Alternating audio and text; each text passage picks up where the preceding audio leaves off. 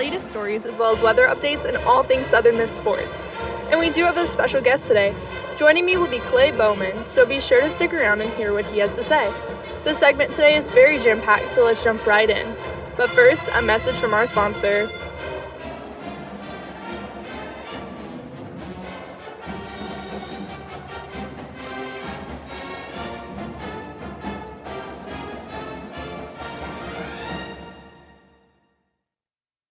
Sponsorship for Southern Miss Today comes from Mississippi Beverages. Mississippi Beverages provides water, water coolers, and coffee service throughout South Mississippi.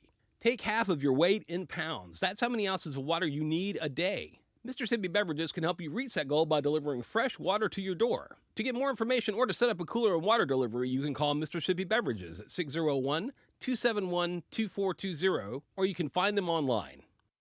Sponsorship comes from American Graphics. Located at 8 Commercial Warehouse Drive in Hattiesburg, American Graphics provides custom screen printing and embroidery.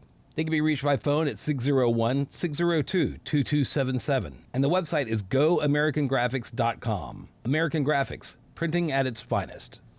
Welcome back, everyone, and happy Tuesday. In USM campus news, students in the USM Art and Design program were honored at the American Advertising Federation Mississippi Gulf Coast, receiving awards in many categories, including the highest award, Best of Show. This year's collective award count includes 6 Gold Addies, 9 Silver Addies, 3 Judges' Choice Awards, as well as a Best of Show. USM's Art and Design program is housed in the School of Performing and Visual Arts. University of Southern Mississippi's honors college student, Zacchaeus Wallace, who is majoring in polymer science and engineering, has earned the notice of prominent scholars in his field of study for his research and promise for future success.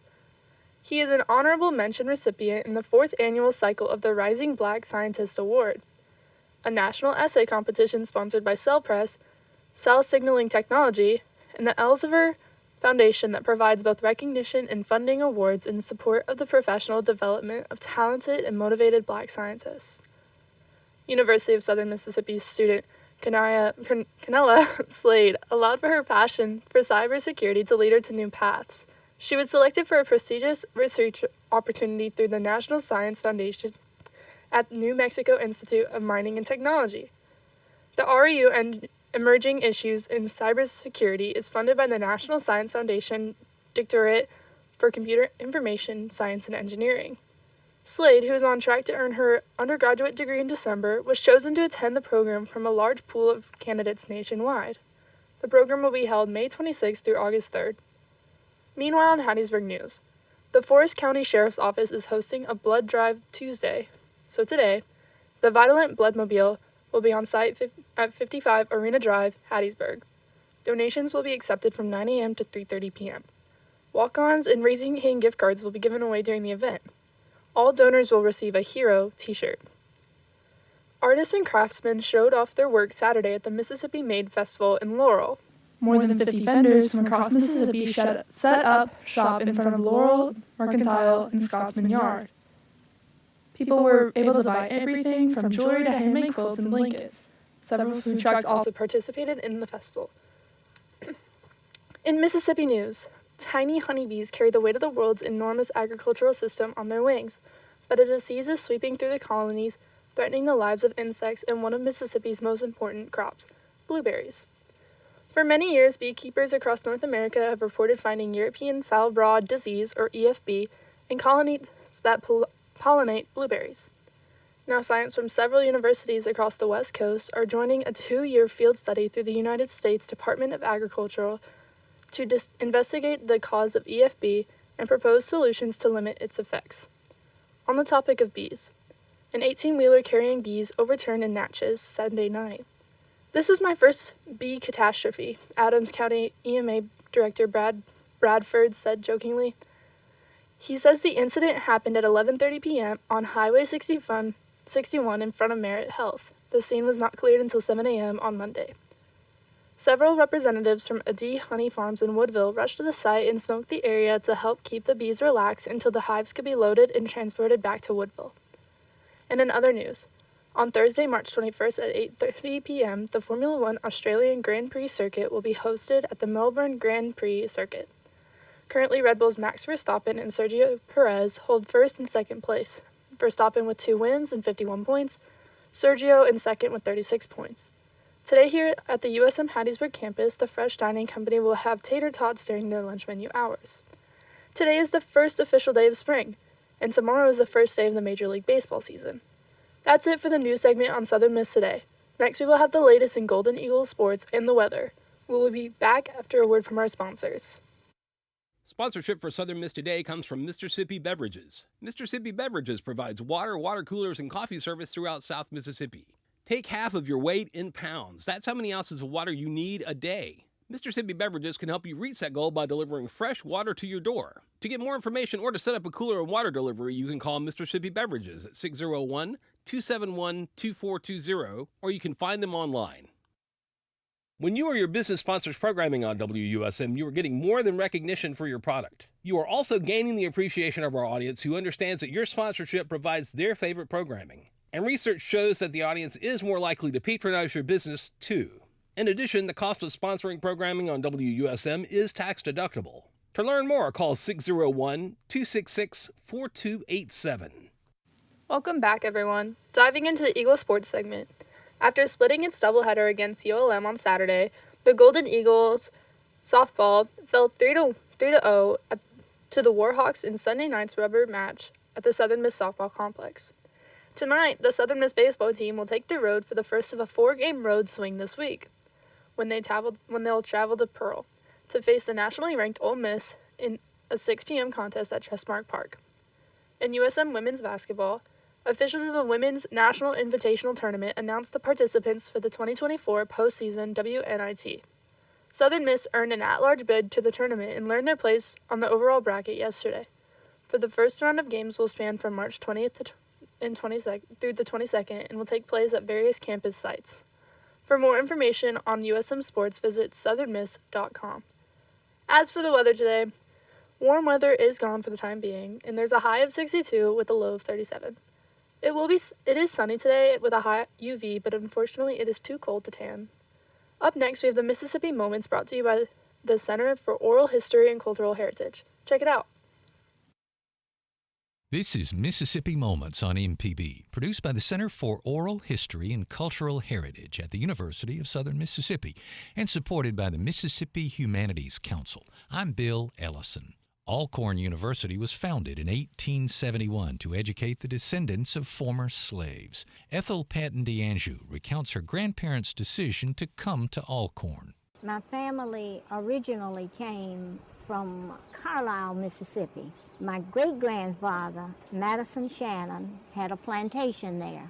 But somewhere in the 1800s, after Alcorn was founded, my grandparents wanted to be near the school for their children. They left the older children in Carlisle, and they came to Alcorn by ox cart. When they got here, my grandfather, who was the son of a slave, he started buying land up adjoining the college. They didn't tell anybody any of this. They used the proceeds from the farm he had in Carlisle in order to do this. Then they sent for the oldest son, and the oldest son, Lucius Patton, and he entered the university on the same day, and they both graduated in 1899. To hear more, visit MississippiMoments.org or just like us on Facebook. Mississippi Moments is supported by the Mississippi Humanities Council. The humanities are for everyone. That was the Mississippi Moment for today. Coming up after a word from our sponsors, we have the pleasure of hearing from Clay Bauman about the Interfraternity Council here at Southern Miss.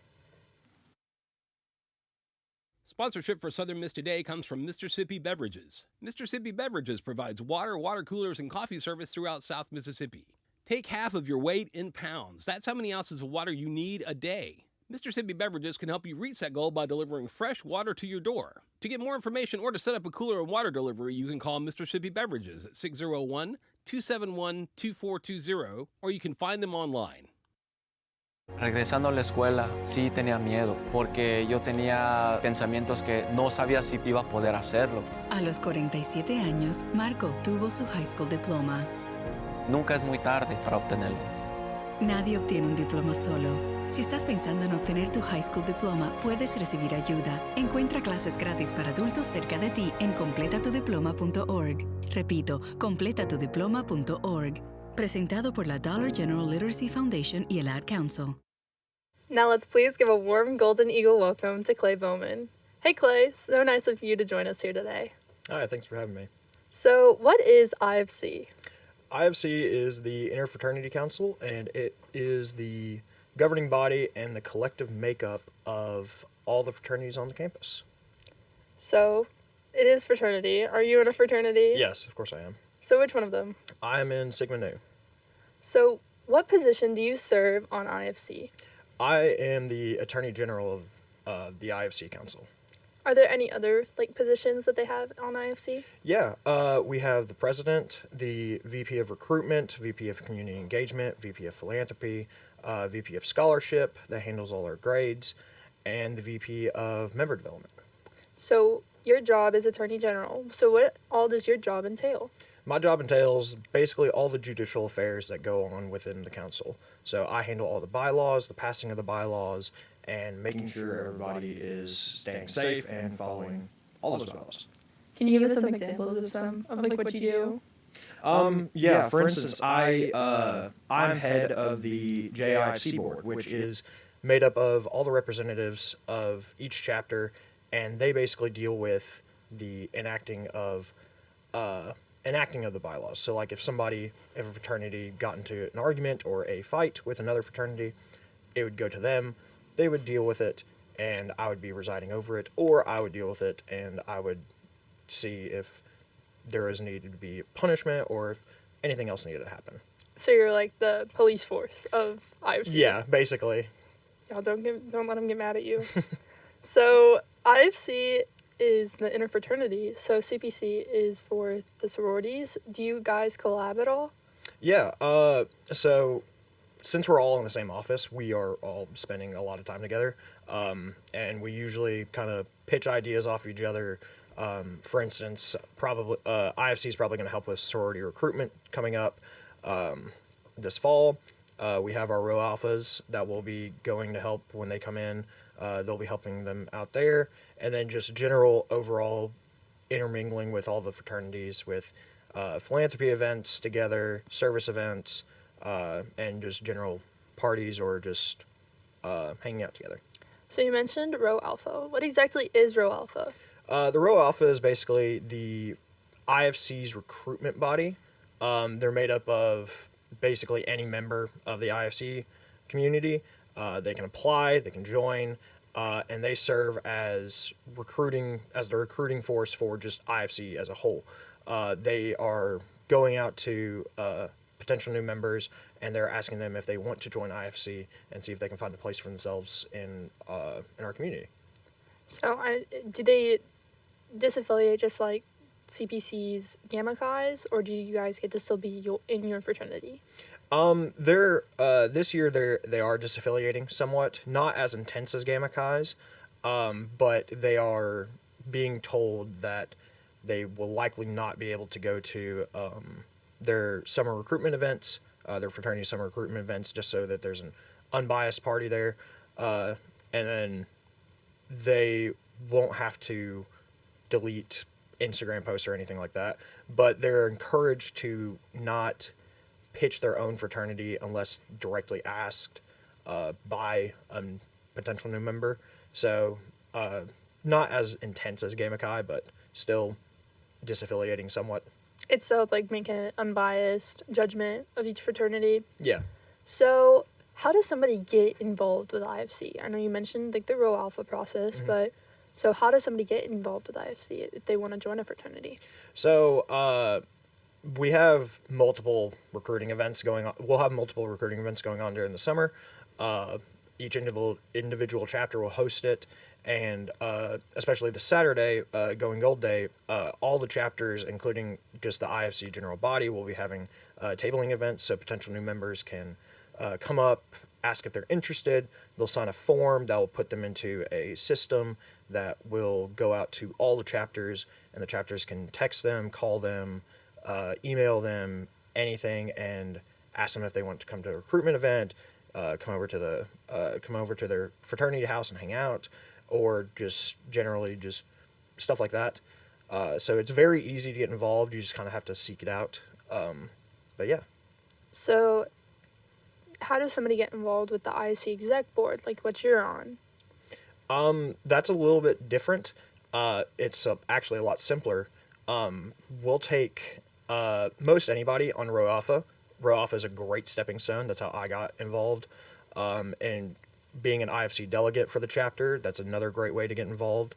You'll apply for Rho Alpha, and our VP of recruitment will will interview you and ask you to join, and it's a great way to get your foot in the door, to get to know the IFC exec, to get to know the FSL office, and it's a great thing to put on a resume whenever you're applying for IFC exec, which will have elections in November. So it's very, very simple to get involved, very, very simple to learn about IFC. Our goal is to be a lot more transparent with what IFC does as a new exec board. So it's a great way to get involved on campus as well. So I highly encourage anybody that is wanting to join IFC to become a Rho Alpha or become an IFC delegate. So, what is the time commitment? Because it obviously seems like, of course, I know fraternity and sorority life takes up a good chunk of your time. So, being on IFC exec board, so how much is the time commitment on that one? The exec board's not a super hard time commitment. There's a lot of stuff that I have to do and that I'll have to, like, for instance, I went to Indianapolis for it was a huge fraternity sorority life conference. So I got to meet a bunch of people from different fraternities, from different campuses, from all over the eastern part of the country. But other than that, the time commitment is generally however much you want to put into it. So you can put in as little or as much as you want. So it's generally not a whole bunch, but my job specifically is not super time heavy because a lot of this stuff I can just handle within like one meeting of probably 5 minutes. But other stuff like president or recruitment, it's a long process because recruitment especially has to get a recruitment plan together, has to get all the Rho Alphas together, has to get everything, all of that together, and then president obviously has a lot more power, with a lot more responsibility to having to connect with people, to having to connect with the Tri-Council of NPHC, CPC, and IFC, and just overall being the face of IFC. And it's a huge commitment for them, not so much for me, but I like to put in a lot of hours for it, and I like to be as involved as I can on IFC exec, just to make their jobs easier, my job easier, and help out CPC if I can. So for those who are wanting to join IFC exec board and are part of a fraternity or a part of other student organizations, will the time conflict with any other organizations? I know that you're a part of multiple things on campus. Are you able to balance your time effectively, or do you find that you struggle with it a little bit? Yeah, that's a great question. It can be hard, but it's not super difficult if you manage your time correctly. For me, it's very easy because I can get work done while I'm in the FSL office, and I can meet with somebody while I'm in there. So it's not super difficult for me. For other people, it might be a lot harder. But I mean, just being in a fraternity itself is a commitment because you have responsibility to your own fraternity as well as to IFC if you're on IFC exec. So it kind of just depends on how, like I said, however much you want to put into it. So, what are some of your favorite memories in IFC? Like on the exec board and serving as a Rho Alpha? Yeah. So, I think one of my favorite memories was going to Indianapolis. We took one day and we kind of just explored the city, or explored downtown. A bunch of us did. We went out to eat. We went to the mall. We had a great time. We went to Lucas Oil Stadium, and it was overall one of the best times I've had here because it was just a way to connect with everybody, and it was a way to have fun outside of Southern Miss and go do something together. So, I know you said you're in Sigma Nu, and so for those who are listening and are interested in joining a fraternity, What are some of your favorite memories that you're wanting to share about being in Sigma Nu or being in a fraternity? Yeah, a few of my favorite memories of Sigma Nu has just been the collective brotherhood. Everybody's together. A lot of us live in the house now, so it's a great way to, you basically live with some of your best friends. Like you can go out. Somebody's always doing something. You can just walk out of your room, and somebody will be doing something. You can always join in. You can always ask somebody to go out to eat. It's just a great way to just have people around, especially if you're not a super social person. It's a great way to break out of your shell, because you kind of have to. But it's very rewarding, and I think that's one things that drew me to Sigma Nu is that they didn't make me feel like I had to try to talk to somebody. They just kind of talked to me, and I talked to them. So that's why I joined Sigma Nu, and that's why I love Sigma Nu. Is that it's just very easy to get to know everybody, and it's very easy to engage there, and that's probably one of my favorite memories about it. So do you have any advice for incoming freshmen looking to join RFC? Same with like upperclassmen, people who've already been here and decided that maybe they didn't want to go through it as a freshman because it's a big, scary process, but then they decided, you know what, I do actually want to be a part of this. Do you have any advice for those sorts of people? Yeah, my advice is the same for both parties. Especially on Saturday, going Gold Day, go to one of the tables, talk to the guys. They will tell you as much as they can about their fraternity. They'll give you all the base info that you would need. Go come to the IFC table. I don't know if I'll be there, but there'll definitely be one of the other exec members. They're all very easy to talk to. They're all very nice guys. And they can tell you about the fraternity experience, about their experience if you ask them. Everybody has a different experience, and it's always good to find a place where you can go, because I guarantee with 9 fraternities on campus, you definitely will find a place for yourself. So, I mean, I was the least likely person to join a fraternity back home, and now I'm one of the only few people in my graduating class that did. So if I can do it, then anybody else can, and especially for upperclassmen, if you're looking to do it now, if you're looking to join, do it in the fall, do it as soon as possible. For freshmen, definitely do it next fall, because it is a great process to go through. I had fun with it. A lot of other people have had fun with it. You'll definitely find a place for yourself. And so for those who are currently in active chapters and part of fraternities, and they're interested in serving on the IFC board, do you have any advice for them? Yeah, apply for upcoming positions in November. Join Rho Alpha. Next spring. Become an IFC delegate if you want to learn more about it, or ask anybody in the FSL office, where there's somebody always there. So you can basically just get all the information you need from just your resources in the FSL community. Yeah, you can just reach out to anybody. You can go to the FSL office is located kind of across from Seymour's. Mm-hmm. It's underneath the stairs, kind of next to the esports arena. So, but thank you so much, Clay, for joining me here today and giving us an inside look on the Interfraternity Council here at Southern Miss, along with some of the fraternity life here. Yeah, thank you. Thank you for having me. Coming up next, we have a news wrap. As Creed Week ends, USM Student Government Association hosted a Creed Carnival Friday honoring our Creed. Creed Carnival Friday was on March the 1st from 11:30 to 1:30 p.m. But due to the weather, the location was changed from Sentinel Green to the game room on campus. My name is Leah Johnson. I am a member of Judicial Board. So we're celebrating our Creed this week. So this is like our final celebration of Creed Week. And it's just kind of a way for us to get students together and talk about our shared values that we all agree to uphold.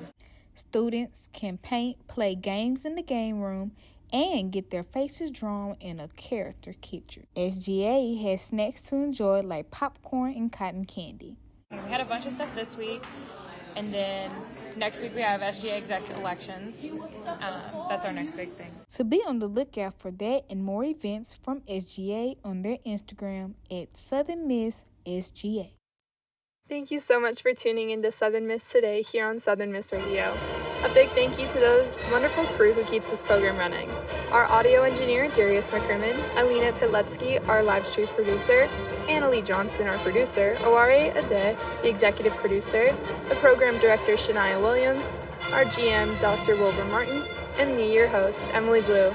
That wraps it up for today. Remember, soar high to the sky, fly, eagle, fly.